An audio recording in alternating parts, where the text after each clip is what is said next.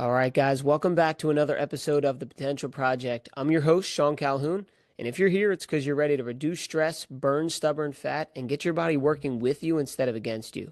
On this podcast, we're all about simple, no BS strategies for fitness, nutrition, and lifestyle. This way, you can feel strong, confident, and in control. I'll give you the tools, mindset shifts, and habits to help you look and feel your best without spending hours in the gym or stressing over every single meal. Now, let's get into it.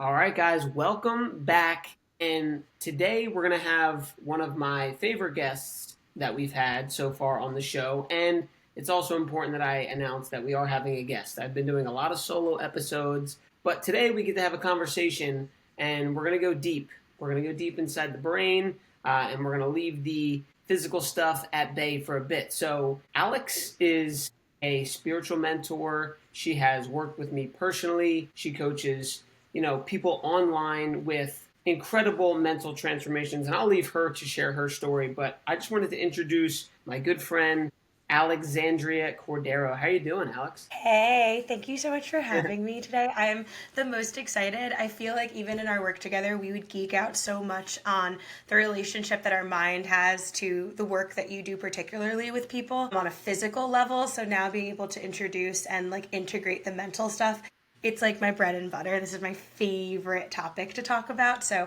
very, very grateful. Thank you for having me today. Of course. Of course. It's funny.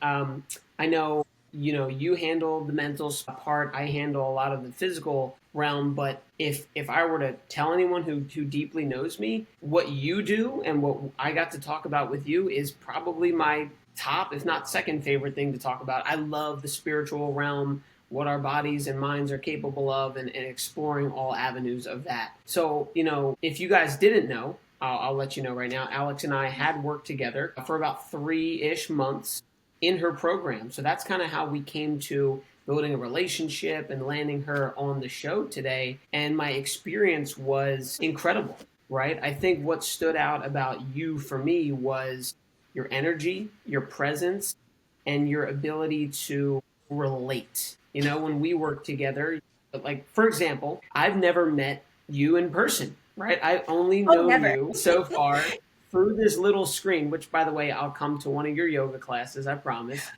As you have to. You have to. Yes. So I've never really met Alex in person, but even through a screen, like, she transmute energy that makes me just feel really empowered and really good. So that's how we got to this point. So I just wanted to let you guys know, like, that's how powerful her work is that we've done all this through, the computer and through Zoom and things like that. And today, what we're going to talk about really is going beneath the surface and how really rewiring your mind and your subconscious can unlock healing, because that's what we want to do, is we want to grow and we want to heal. So, Alex, I really want you to tell everybody about how you got into this work, like what got you into, like, it's a pretty niche, field, right? Not Incredibly. many people do this. So how did you get into all this? Yeah, thank you. And also thank you for reflecting that back to me with your experience. It like means the absolute world to me. I think what's really interesting, and we'll get into this in my story a bit more, but I fell into like the online space almost on accident.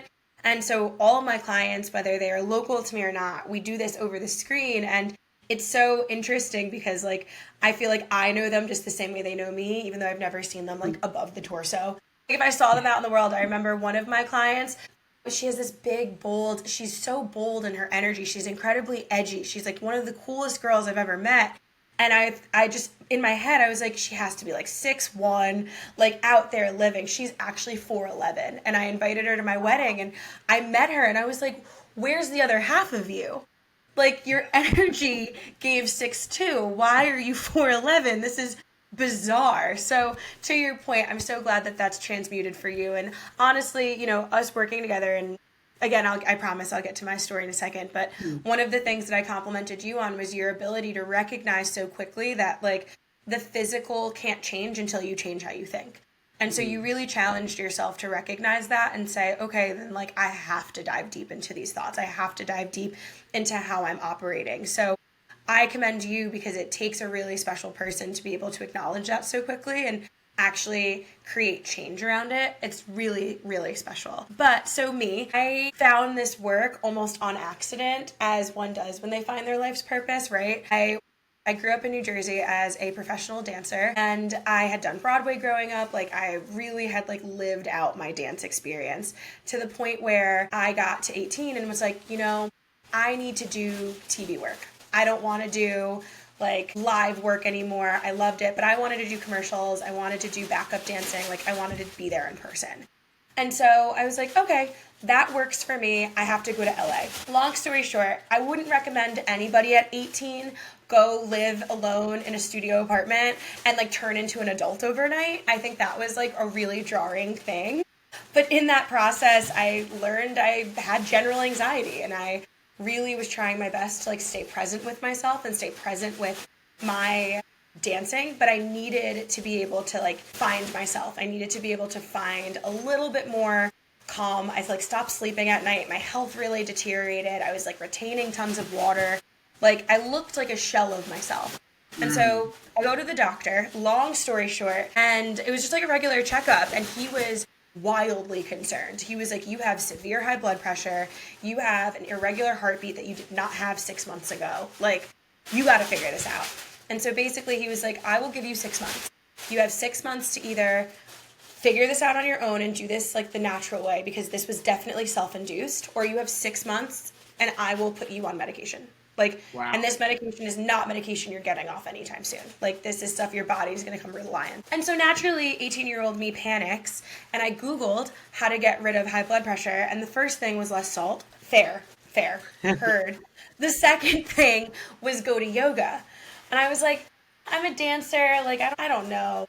I go to my first yoga class. I slept like a baby that night. And I had gone weeks at this point, just like not sleeping, like not being able to. My insomnia was so bad. I finally slept, and I literally the next morning woke up addicted. Like, I was like, I need to sleep like that every night. Like, I want to have that mental clarity all the time. And so I found myself consistently going back every single day, sometimes twice a day. Mind you, don't get me wrong, I have the type of personality that when I fall in love with something, I fall in love with something. Like, I have to obsess over it almost. So that 6 month mark comes, I go to the doctor. He's like, yeah, your irregular heartbeat's just there now. Like, you can't get rid of that, but like your blood pressure is back down. Like, you look great. Like, I started immediately losing weight, but it wasn't like weight that you're thinking of when you're trying to lose weight. It was like, I just looked like myself again, and I felt better again. I was eating better. Yeah. My mental space was in a lot clearer of a state. Thank God, right? So I then became obsessed with needing to understand how. How did this work? Why is it that I go to one class and like finally I'm able to like nap?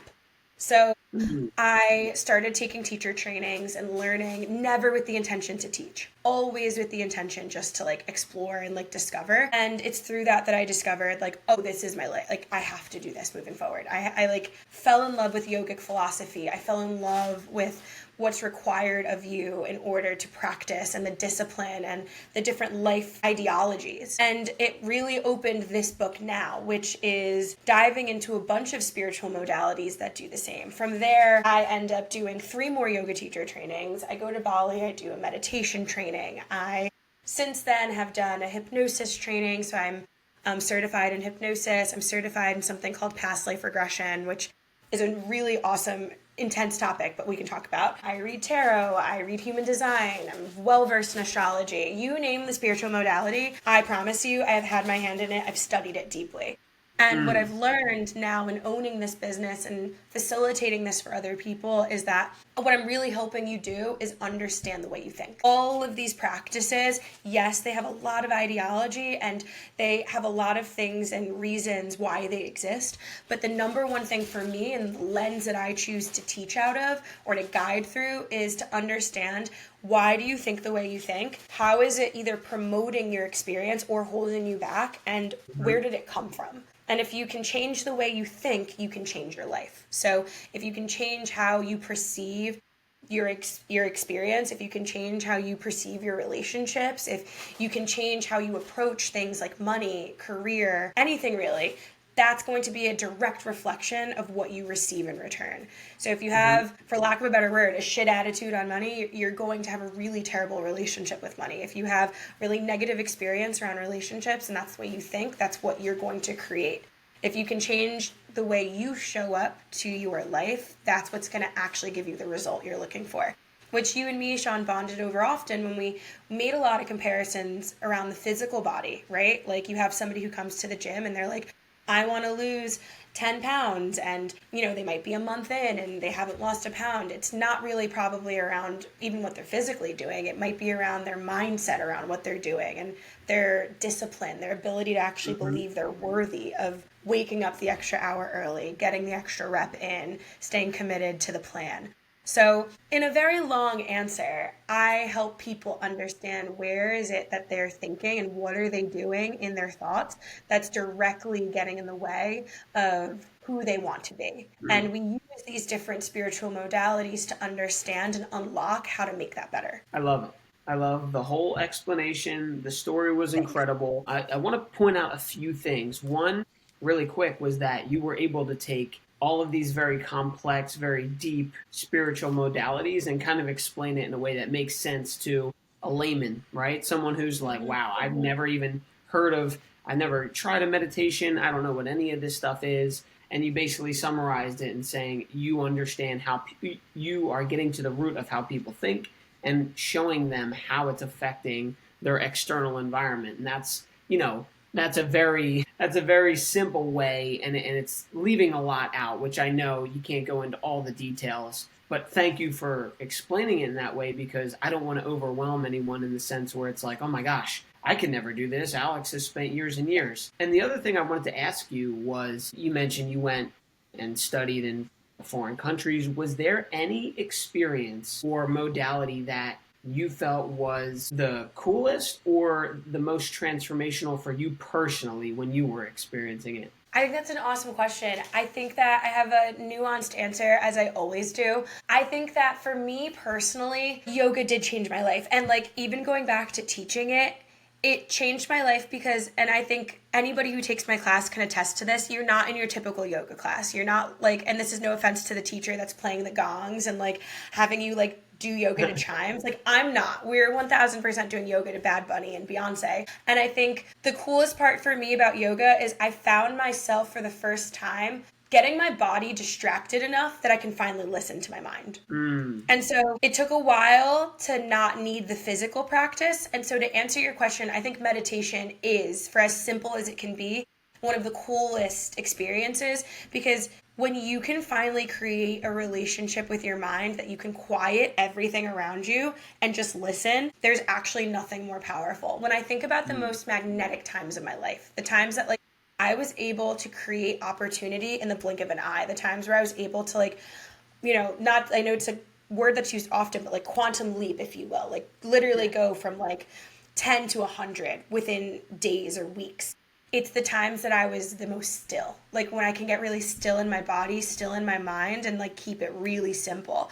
And so the way I like to say these things is like meditation, that piece of it is your core. That's where we start. All of these other modalities are really used as a sense of guidance or validation, validating the work that you're currently doing or helping guide you in a way that keeps you more on track to the life you want to live. But like your regulatory systems, the things that are going to keep you grounded through life, it always goes back to meditation. Like you can look at it like breath work, you could look at it like yoga, but like it always is, how can you quiet the body to get into the mind and like here, which I will say, a lot of people will say, I can't meditate. I can't find that stillness. And I hear you. I want to tell everybody, I think that one of the things in the Western world we do a poor job at is almost shaming ourselves if you can't sit crisscross applesauce and like get quiet. I will tell you, it is hard even for me right now, and I've been doing this for years. You don't realize when you're meditating, actually. The times that you're in the shower and you're just standing there and it's quiet and you don't feel like you need to do anything and you're just in your thoughts and you're breathing, that's meditating. Right? Before you fall asleep at night and you close your eyes, if you're taking 3 mindful breaths, just try to quiet your mind, that's meditating, right? We've given it this idea that it has to be this like, and now my eyes are closed and I have found enlightenment. Like, no, that's what we're aiming for sometimes, depending on your intention. But meditation is really, can you still the body so that you can just breathe into the mind, just be with yourself, find presence. that's almost the gift of meditation, is like it's a gift to just exist. So can you just exist here? Yeah. Well, you know what's interesting about the way you said that was when I meditate, and this, I'm assuming other people feel this way, but when I meditate, I feel like if I don't come out of it feeling like you said, enlightened, and oh my God, I had this light bulb moment, and I feel so clear and like cleansed, and it's like, it's not always going to be like that. It's kind of like a workout, right? It's not always going to be the best, most engaging, sweaty, like perfect thing, Yes. but you're still working, like you're still making progress. So that, I'll be honest, is the hardest thing for me, is feeling like, okay, I'm doing this, whether it's 20 minutes, 5 minutes, or half an hour, whatever, and I don't feel like, boom, I'm miraculously Hmm. changed. And another thing I'll ask you, I don't want to go too off topic here, but, Yeah. and I brought this up to you before, but with meditation, they always say the best time to do it is first thing in the morning or right before bed because of the brain waves and things like that. I'm not going to try to put my stamp on it, but this is what I've heard, right? But I Yeah. fall asleep. It's like if I wake up and the first thing I do is pop my headphones in and listen to a guided meditation, I'm knocked out. Or before bed, there's no chance I'm going to listen to what the people are saying or embody the experience. So, what is that bad? Is that work? So, okay, I love that you said this because sometimes I think science, and this is how I feel about a lot of things that have to do with spirituality and mindfulness in the Western world, is that science forgets that we don't live in a world that grants us the permission to like get up, like get in front of your altar, for lack of a better word, and like get your like meditation on. Like that's just not an experience that like we get to have. I'm actually ironically the same way. So, for example, I teach the 7 a.m. at a yoga studio nearby. In order for me to get up and meditate, it's 5:30 in the morning. I don't know about you. I'm not an early bird that way. I'm shocked I can even teach at 7. When my alarm goes off, the last thing I want to do is like, let's go find our balance. I got to go to this. Like, that's just not the way I operate. In fact, I will go teach that class, come home, drink a protein shake, shower, and then go sit, because Got it. that's when my mind is the most clear. So my argument to anyone who says that is like they're saying that because that's the time that it's the easiest to quiet the body and hear the mind. Right? Like think Got it. about it, right? When you wake up in the morning, you haven't moved around a ton, right? When you go to Mhm. bed, you're winding down, right? So in theory, there's the science would back that. That does make sense. In practice, though, depending on your lifestyle and how you choose to exist in this life, that's not always conducive. So for me, I won't get to work until noon. Like if you truly told Mm. me get in front of the moment, like I would just slowly move and I would not be able to get my life going. I need to get my 2 feet on the ground. I actually need to start doing things before I could be like, okay, wait, I'm grounded. I am awake. I'm alert. I'm aware. I can now give myself 20 minutes that I really can dedicate to my meditation.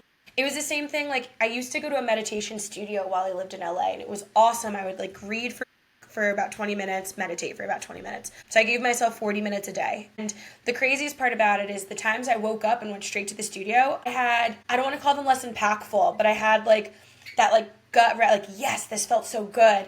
They didn't feel good when I did it right when I woke up. They Mm. felt better when I allowed myself to wake up, grab that cup of coffee, organize my space a little bit, get myself together, and then run to the studio. So I would say in those moments, you have to think about your lifestyle. You have to Yeah. think about like what is the lifestyle that like actually fits what I have going on the best. And when the real question is when am I awake and alert enough that I can still quiet the body but have the presence of mind? Yeah. No, I'm glad you said that because it goes back to the point of everyone's different, right? Yeah. Your lifestyle is different, the way your body operates is different, so you can't expect to just hear something that was said online and it worked perfectly for you. So, I guess that goes into practicing and listening to your body and just having it be a journey. But I want to Yeah. know, Alex, it seems like you went through your own personal healing journey for many years, right? Yeah. Converting from full-time professional dancer to like, oh wow, now I'm all in on yoga and spirituality and eventually now coaching others. How did your healing journey shape how you like approach, because you mentioned you listen to Beyonce for yoga, that's not traditional, so how does your healing journey play into your approach for like helping others? Yeah, I think that's a really great question because I always tell people that I coach when they also have businesses is like your clients are always just a few steps behind you. Your experience and like your evolution, like the reason why you're the best guide for them is because you just experienced that. So it's fresh in your body and you actually have the tools and the resources to like get them through it. But to answer your question, I think that like that time with that doctor really, I thought I was going in for some physical healing and like I was just gonna like physically help. What I had was like a true like what one would call a spiritual awakening, which in layman's terms what that really means is consciousness. Like I became aware of myself. Like I became aware of my thoughts.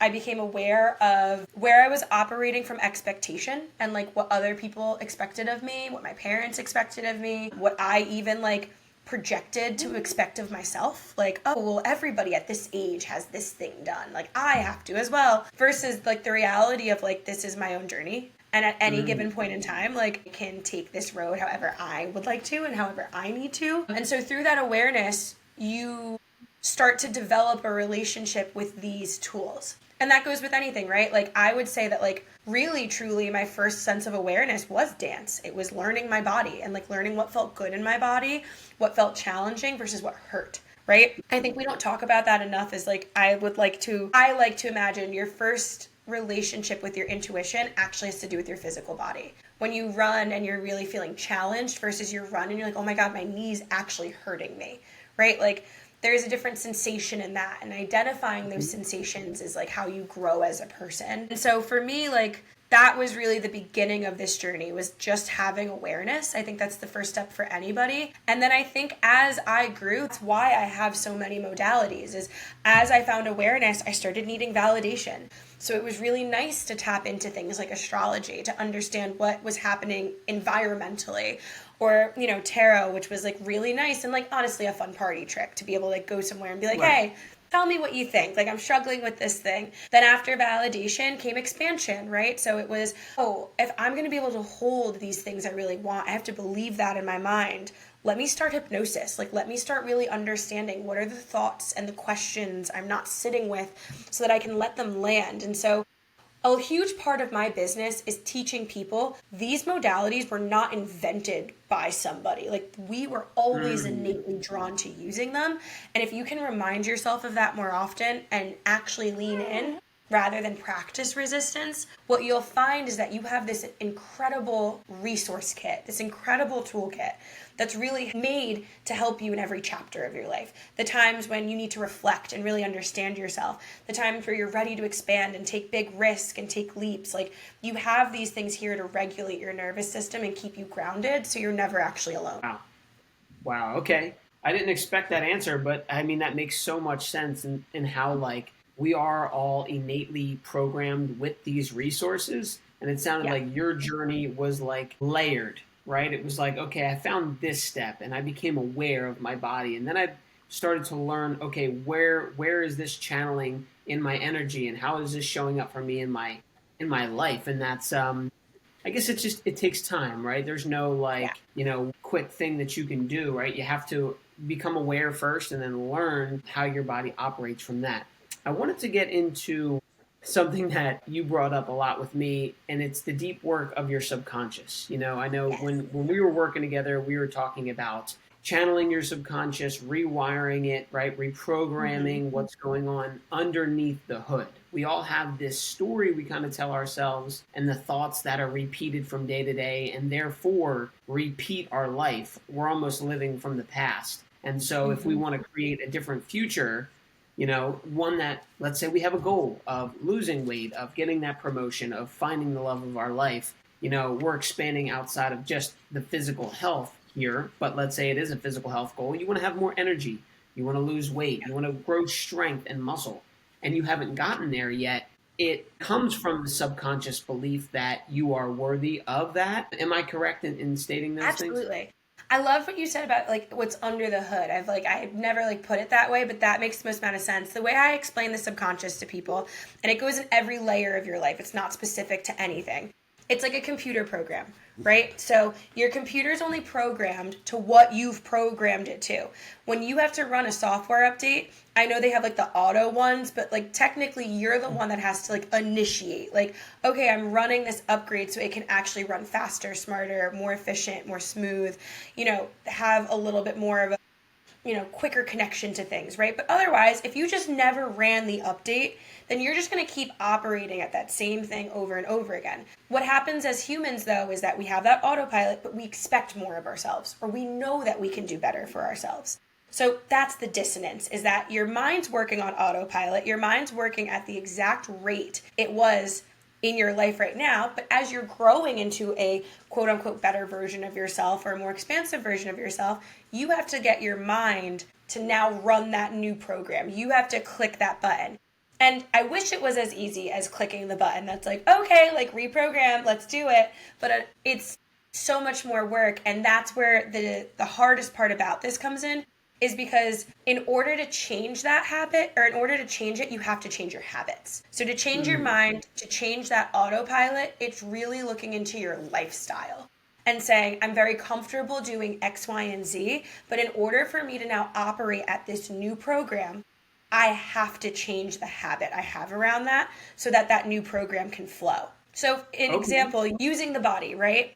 So if I wanted to lose 10 pounds, let's go down to the subconscious. The subconscious knows that like, okay, so in order to lose 10 pounds, I have to wake up an hour earlier so I can head to the gym, right? That's like the action that needs to happen. In order for me to lose these 10 pounds, your girl's got to get in the gym. The only way I can get in the gym though is if I wake up earlier. Where the subconscious comes to play is you might put the alarm clock on the night before and say, okay, like I got it, it's an hour earlier. When the alarm goes off and you're like, I'm so tired, I really would prefer to sleep. That is your subconscious programming. As much as you're like, I'm just lazy, no, that you're not just lazy. You've built a habit of, one, having that extra hour of sleep, and two, you don't have the habit of putting your 2 feet on the ground and getting it done. So where we come in with subconscious reprogramming is saying, okay, what is it going to take for you to put your 2 feet on the ground and actually get to the gym that morning? Is it just simply breaking the habit? For some people, it might be. Is it believing that like you don't need that extra hour of sleep actually? For some people, it's that. For some people, it's actually rooted in fear of like, well, if I get up this extra hour and I go to the gym, like, do I really want to do that with my time, with my energy? Like, what if somebody sees me? What if I don't know what I'm doing, right? Like, you don't realize all of those thoughts are wrapped into your subconscious, but it all becomes illuminated when you start to expand and you start to like step outside of yourself. So, very long-winded way of explaining the subconscious, but to like kind of consolidate it again, your subconscious is the autopilot in your brain. It's the like thing that you do without even having to think about it. And the reprogramming that we speak to, or the rewiring, is what do we need to shift and what do we need to change in order to create that next level, in order to step into the version of ourselves we need to be. Hey, hope you're loving the episode so far. Thanks for spending some time with me. I got a quick favor to ask. Make sure you're subscribed to the podcast because that's how I know you're getting value from the show. And this way, you never miss an episode. All right, now back to the show. God, wow. I mean, shoot, we could have had a whole podcast just about the subconscious, but it sounds like sometimes for some people, it's taking the physical action of changing the habit and kind of forcing themselves out of bed, quote unquote, that will allow the reprogramming to happen. And then other people need to look internally to see what the thoughts are that are popping up surrounding the action to work through it that way. So I guess it's not like, okay, if we want to rewire the subconscious for what we want it to, it's habitual action. Well, sometimes that might be true. Sometimes it's not always. What do you think are the biggest things that hold people back, like that keep them stuck from making that change? And actually, I guess if we all want the fastest software systems to live in abundance and happiness and health, what's holding all these people back? Your belief in yourself has to be bigger than the habit, and that's really, really hard. So your belief in what you're creating, the belief in who you're becoming, the belief in the potential, right? Because that's not real yet. So like who you're becoming, like they exist inside of you right now, but they're not real yet. Like you don't have that evidence yet. But what you do have evidence over, which is so important to your brain, is the life you're living today. So you have to make the belief that what you're creating actually does exist, that you are worthy of it, that it's inevitably going to happen, that you are worthy of it. Like, all of that has to happen regardless of how comfortable you are right now with your current experience. And that's every single time the hardest part, because what that forces you to do is you have to face fear. You have to be able to trust yourself and trust whatever you believe in, universe, source, whatever it might be, that there is a path bigger than what you have right now. Because especially if right now feels good, if you're cushy right now, if you're like, I know I could be doing better, and I know I'm meant for more, and I know I could have all these things, but I also could just stay right here, and I also could be really comfortable, right? This is where the subconscious, that's the hardest part. That's why we get in our own way. That's where we get stuck, is that you have to fight that feeling of comfort for the trust of the unknown, to the belief that like that person just exists and it's going to be so much better there than it is here right now. How do you practice that in real time? Because like you might wake up Monday morning and you're really motivated and you like have this sense of urgency and you're doing the things that your subconscious knows. Like I believe in whatever you want to call them, the angel voice, the devil voice, right? Like my more empowered voice talks to me. And when I'm listening to him, I feel like I'm floating on air, like opportunities come my way, things are going well. But that is fleeting, I find, right? Like by Wednesday or just one day you might wake up and you're like, shit, I'm not feeling that good today. And then this voice speaks up louder. So how do you continue to fight through that? So I will say the first thing, and I've said this a million times to you, but like I say this to everybody a million times, in fact, should get like a sticker. Just because you know better doesn't mean you do better. Every day is going to be different. So just because you know you should be getting up an hour earlier to go to the gym doesn't mean you're going to do it. And that is okay. Because again, how did we even say my own spiritual awakening came from was awareness. Whenever you're on the cusp of changing your life or stepping into the next version of yourself, it has to start with awareness. That is the process. You have to become aware of the thought. You have to become aware of the negative thought. So even if you still participate in the negative behavior or the negative thought, aka snooze your alarm and go back to sleep, so long as you created the awareness of like, I have resistance here. Got it. The little devil voice definitely won today. Got it. That, just because you know better doesn't mean you do better. What you're doing in this knowing better, doing better cycle is building the belief and building the courage to do better. And that doesn't happen overnight. Right? Little by little, you're breaking it down just by noticing it and being like, but I deserve it. But why didn't I do it today? Until one day you are going to wake up and be like, yeah, I'm just going to go to the gym. Like, okay, I will put my 2 feet on the ground because like I'm so committed to this version of myself that I already know they exist so much more than like this one right here. And it becomes natural. But when you force yourself, and that's why like, this is controversial, I have a little problem with like cold turkey things, like quitting and like forcing yourself into things. I have a hard time with that because your belief system doesn't believe that you should be doing it. So you have nothing to stand on. You have nothing that's going to create a habit out of that. You've now used like shame almost to like get you somewhere. But like again, controversial take. I get that. But anywho, first of all, just because you know better doesn't mean you do better. So just awareness is key. The second thing I would say is recognizing that like healing and changing your mind is not a one size fits all. So like even if it's like, okay, I know I need to wake up and journal or like confront this thought, like that might not be the way you like to do that work. Like you might be somebody who needs a coach and like loves to auditorily process and like needs to talk it out of their face. And so like hiring that person is your next step, or you might be somebody that's like, I actually geek out on journaling and like I love to journal before I go to bed at night. I'm gonna change out scrolling on my phone to like really like writing down my day and my thoughts. Okay, like let's try that out. And guess what? You try it out for 2 weeks, and if you're like, this actually doesn't fit, having the adaptability to like change into something different until you find your system, until you find the thing that you're like, ooh, this feels good. This feels like I'm making progress here. It feels sustainable in my life. And then you can continue doing that over and over again. That's what's going to get you from knowing better to doing better. Does that make sense? It does. And let me hear if I'm hearing this properly. It sounds like number one, the process is becoming aware of the thought, of the resistance to the thing, right? We have this higher version of ourselves that we'd love to morph into, but when it comes down to the habits and the actions that are necessary to do those things, even if we're faking it to make it at first, we're going to feel that resistance. So it's pausing and either journaling or talking to a friend or acknowledging like, hey, this is what's showing up for me. And then the more you're able to catch that, then you're able to say, you know what? I know that when I go to post on Instagram or wake up in the morning to go to the gym, I'm going to feel this resistance and I'm choosing to then be better than it anyway. And that's when real change actually happens. Exactly. You killed it. Absolutely. Okay. Because at that point, that's what's changing your mind, right? You are now allowing your thought of being better be the actual thought instead of what you're comfortable with. And that's where you want to get your mind to, right? That's the sweet spot, is when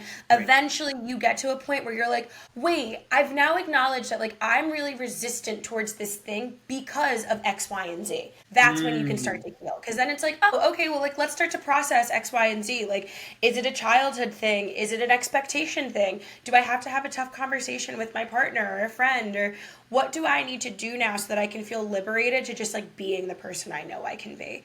It's so difficult because it sounds so simple in its practice, right? Like what we're even saying, like it sounds like a math equation that you can like sit down and like write through. But the truth is like these are your feelings. This is your traumas. This is your lived experience. And that's why it's so hard to change your life, is because you're fighting past versions of yourself and the evidence that's like built you to who you are, to trust this version of yourself that you don't totally know yet. You know that he or she or they exist. You know that they have the potential, but like you don't know that yet. You're not living that life yet. So it's that trust in the unknown, and it's like allowing yourself to say, I deserve to grow at the end of the day, no matter what. So even if it's just by an inch today, even if it's just noticing the thought, then you grew so much, because you're definitely better than the version of yourself that was ignoring your own potential.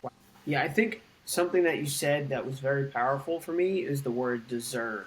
You know, I would bet that a good amount of people don't believe that they do deserve what they are wishing for. And therefore, they don't even they don't think they're enough to make that small jump, right? Because it's like, God forbid I do improve, like I don't deserve the fame or the fortune or the peace or the love, whatever it is. You know, I think, I don't know, maybe you've experienced different in coaching people, but the people that I've coached, I've seen a lot of that, where it's like, you want this so bad, you're doing the actions, but I feel like it's like running on a hamster wheel, because you are doing the things so hard, but the belief that you're worthy of making that change is stopping you. So it's like, all right, I'm aware that this is the block. I'm aware of what I need to do. But when that conversation comes up, it's like, let's stay in our comfort zone, because I'm not worthy of stepping into that in general. Would you see that? So you're in it right on the head. Worthiness, it's actually one of the wildest things. Like if you would have told me before I jumped into this career, like, what do you think is going to be people's like number one blocks? I'd be like, oh, money or time. Like, people are either going to always feel like they just need to make more money, or they need to find more time, which, don't get me wrong, those are huge pieces of my work. But what I never would have imagined is that the reason why they don't feel like they can make more money, or the reason why they don't feel like they have enough time, is because they don't think they deserve it. The amount of times that I've sat with somebody and they're like, you know, I know that like I should be doing X, Y, and Z, but I can't seem to do it. And I just remind myself like, well, I have the same 24 hours in a day as like Beyonce does. So like, I don't understand why I can't get it done. And I'm like, oh, no. Like, hold on. You've now put something on a pedestal and said, I need to shape myself into doing more in order to create more. When in reality, like, no, you got to take 10 steps back and come back to your lane and remind yourself that like you're worthy of what you want even right now. You don't have to do more to create that worthiness or to like experience that level of success. You have to stay right here in your lane now. And I would say that a lot of this has to do with like societal conditioning, which is a huge part of my work, is making you realize like, yeah, societal conditioning is like a third of my work. It's the amount of people that come to me and they're like, I'm this age with this relationship, I should be here in my life. And for whatever reason it may be, I'm not here. And it's us dismantling this idea that like, well, according to who? Like, it's great to have goals, but like, who are you actually putting your goals up against? Society or like your actual desires? So often I'll work with women or people in general, and they get to a point where they're like, oh my God, that wasn't my goal. I actually don't care to have that thing. I actually don't like want that. I'm only here talking about that because I thought that's what I needed right now in my life. But I'm realizing here that like that's actually not even something I desired. So worthiness is just, it's a huge part of my work with people. I think we don't talk about enough that like if you're sitting here and listening to this podcast, it's because you want to be a better version of yourself. And that alone makes you so much more worthy of what you think you deserve than like 40 minutes ago before you started this podcast. I like can't stress to you enough that like every ounce of energy, love, time you put into your existence is what makes you worthy. There is no cause and effect. You are not worthy because you did something or because you showed up a way. You're worthy simply by existing. And the more and more you can pour into your existence, that's what's going to actually expand your worthiness and bring in the things you actually deserve. I so often want to like shake people and be like, you deserve it because you're just standing here breathing. Like there is no condition to make you want the life you really deserve. Like you have to go create that for yourself. And the only thing stopping you from doing that when you think of worthiness is actually just self-sabotage. Like you've gotten in your head that like for some reason you haven't acquired enough success or done something enough in your life to say you deserve it. When in reality, your mere existence proves that you're worthy of it, because otherwise you wouldn't have had the idea and you wouldn't have had the desire. Right? There's a reason why you and I, Sean, we get along so well. Like, you and I see eye to eye on so much. And even with that, you have different dreams than I do. And you have different dreams than even, you know, your wife does and my husband does. Like, every individual is created here. I genuinely believe this with a purpose. And it's our own it's like our own journey to go get to that purpose. And so when you tell yourself you're not worthy of something, you're basically looking at your own self and being like, I'm going to get in the way of your purpose. I'm going to get in the way of your destiny. I'm going to get in the way of the life you're meant to create. Because if it wasn't for you, if you weren't supposed to do it, you wouldn't have had the idea in the first place. Yeah, that's very powerful. And I'll piggyback off that in saying, if you could imagine yourself at its highest version, right? Imagine what you would be doing in the world. How much better of a wife, a sister, a parent, an employee would you become? And if that were the case, would it positively or negatively impact the other people who are surrounding you in your life? Like if I am the healthiest I can be, the most abundant, the most energetic, is that going to positively impact my loved ones and my coworkers and the people that I work with, or negatively? It's going to positively impact their life. So if we can see becoming deserving of what we desire as unselfish and giving to others, I feel like it would lower the resistance to stepping into that. And I don't want to hold you here too much longer. I want to be respectful, but I want to be selfish a bit here, Alex. Please do. A lot of the women, because we have you here, right? We have you here, so we got to ask you the good questions. A lot of the women who listen to this and who I work with are in a state where they want to improve their visual appearance. They want the tight arms. They want the flat stomach. They want to look good in the bathing suit, whatever it is, right? And I know people say, like, I want to be healthy. And yes, that is the goal. You should want to be healthy as possible. But we live in a society where we also want to look good. I want to look in the mirror and like what I see. And that's okay. I think we don't have to hide behind that. But anyway, what I'm trying to say is these women work their butt off. You know, they're going to the gym, they're counting their calories and their macros, they're trying the supplements, they're doing all of the things. They're working with me, they're working with other coaches, whatever it is. But yet, I have worked with women who've lost the weight, who look incredible, and they still are not satisfied. So what is the story with the worthiness that is going on inside these women's heads? As speaking from you're a woman yourself, can you give some light into this? I love this question because I've been, first of all, as a woman, I've been there myself, and I watch it in my friends really often, and I think this is a common thing that we get into, which is like, to your point, I 1000% agree, and I'm one of these people. Like, when I go to the gym and I work out, like even when I go take classes, When I signed up for that workout class, it was for my mind and it was to like have an hour to myself. It was also so I look great this weekend at the beach. Those two things get to exist at the same time. The difference, though, with the woman who loses the weight, looks the best they've ever looked, but they still don't feel fulfilled, it's because they weren't doing it for them in the first place. They didn't have the right intention when they showed up for it. So they thought that by fixing the body, they would fix something in their personal life, or they'd fix something that they have going on internally. And I say that with a lot of love because, girl, I have been there. That has been me before, where you go and you lose all the weight and you explore and you're like, oh my God, this is the best I've ever looked, and I am still at the same rate of like dissatisfaction I am with my life that I was. I thought that losing the weight would get me the guy, or I thought that losing the weight would get me in the right outfit, or I thought that losing the weight would make me confident. But what you realize is that it's a piece, for sure. It's a piece of it, but it doesn't solve the problem because the problem was always internal. It was always to do with your mindset.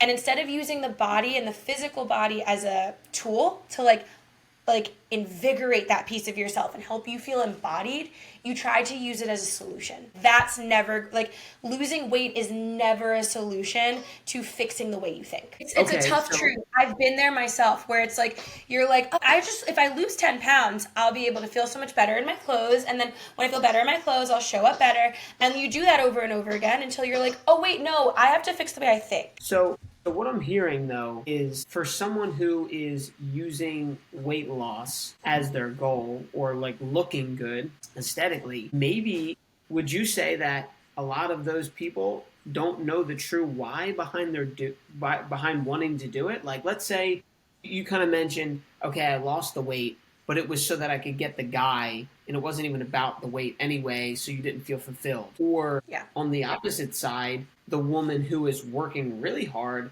but can't seem to lose the weight because they think it's the weight that they want to lose or the way that they want to look. But really, their actual why for doing that is something many layers deep that they haven't uncovered yet. Is that exactly? Would that make sense? Yes, and I'll tell you why even. I'll even go further for you.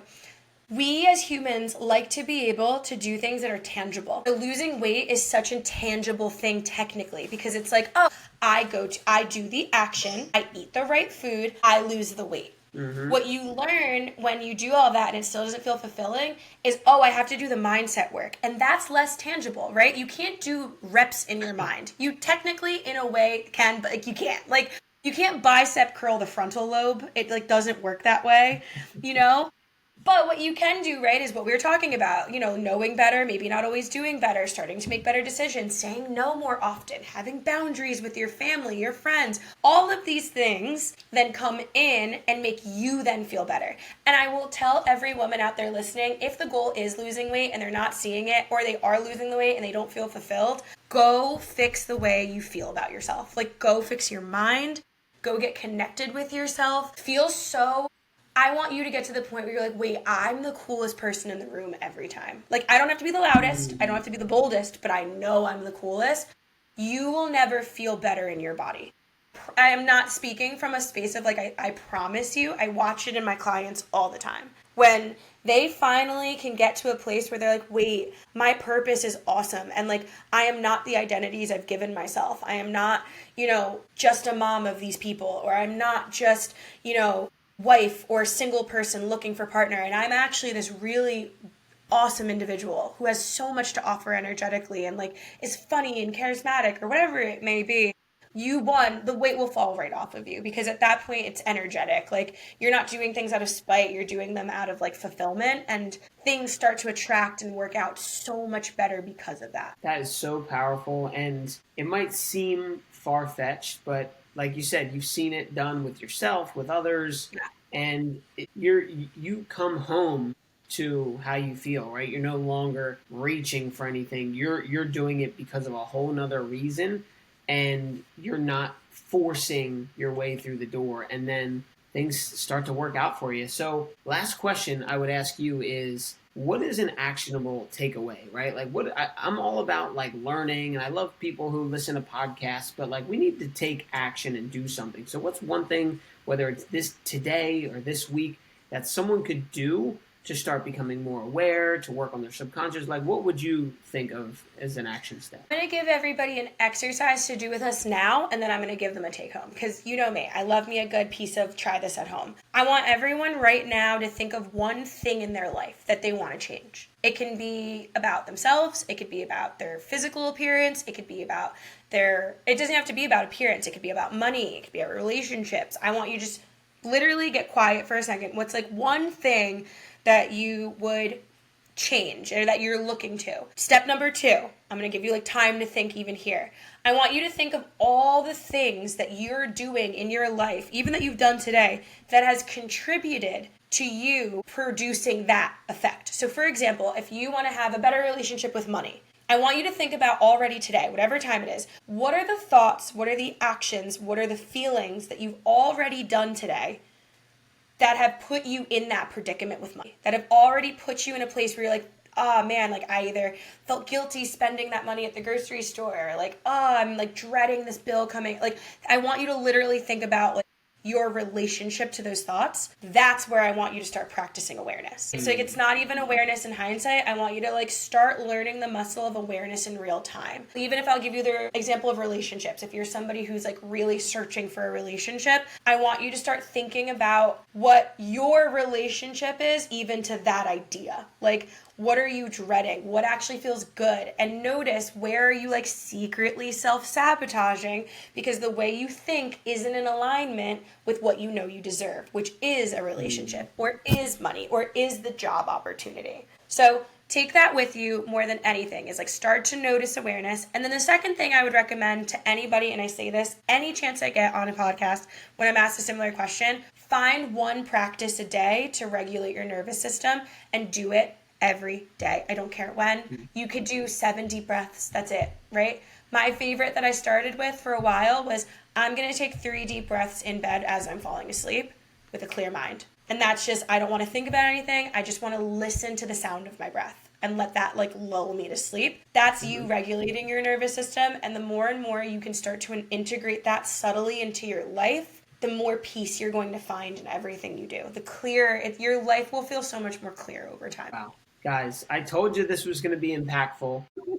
I think you should probably pause it, hit restart, and go get your notepad out and start listening to what Alex was saying. This stuff is like, I don't know about you, but I could listen to it and I could talk to you about this all day long. I get in such a flow state. It's incredible stuff. And what you do is so transformational for everyone that comes across you, whether it's listening to this podcast or working with you individually. But I want to give you the space to let people know, like, how can people, find out more about what you do and maybe get in contact with you, ask questions? Where are you hanging out? I love this question, which first of all, thank you so much for having me today.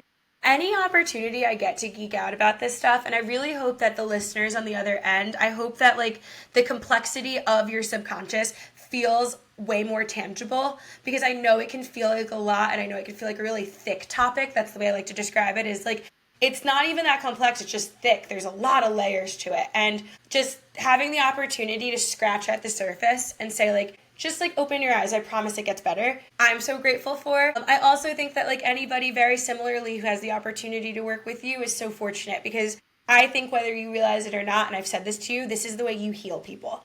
Yeah, you use their physical bodies, but like you're actually so supporting them in a much deeper experience. So thank you for the work you do too, Sean. Okay, so I have a new website coming out, and I kind of have a really fun rebrand happening. The best way to probably find me right now is on Instagram. My handle is my full name, which I'm sure Sean will have posted somewhere, yeah. Alexandria Cordero. So that would be the best way to find me. In the next coming weeks, I have a website coming out, and you'll be able to like find the link there as well. I'll also share it with Sean, but that would be the best way. And right now I am enrolling one-on-one clients. I have a couple group programs coming out in the fall that I'm really excited about, but right now I'm enrolling one-on-one clients, which one-on-one work with me looks like a combination of what you kind of heard today, which is having sessions where we talk one-on-one about what's happening in your life and understand the way you think. And then other sessions where we do the spiritual things. So depending on what you need support in, we will sit and I'll either curate personalized hypnosis, tarot readings, energy healing, like Reiki, super fun and like really supportive to the body. Just literally, we look into my range of modalities and say, okay, how can I support you in Mm. the energy and the mind? And also, how can we create real actionable steps? Because, like Sean, I love a good action step. You got to know what you're doing with all this information you have, and you have to know how to actually apply it. So, if that's something that interests you, I would highly recommend reaching out. I also just love this work and love to talk about it. So, even if you just want to talk and be like, I have a question, like, please ask. I will send you 12 million voice notes, as Sean knows. Otherwise, it has been an absolute blessing to be able to be here with you today. And if you ever want to chat again, Sean, please call me, beat me. I am here. I'm ready to chat. I'm ready to get it done. Always, always. It was a pleasure. And like I said, guys, I will link all of her Instagram account, the website, all that in the show notes so that you can just click on it. And you don't have to type out all the details for there if you want to get in contact with Alex. So thank you so much. And yeah, we'll talk soon. Thanks. Hey, thanks for spending some time with me on today's episode. I hope you got a ton of value from it. If we're not connected on Instagram yet, let's change that. Hit me up at Sean Calhoun _. That's SEAN Calhoun _. Shoot me a DM. Let me know what you think of the show or if you got any questions about how to level up your health. I'd love to hear from you. Thanks for tuning in. I'll see you on the next episode.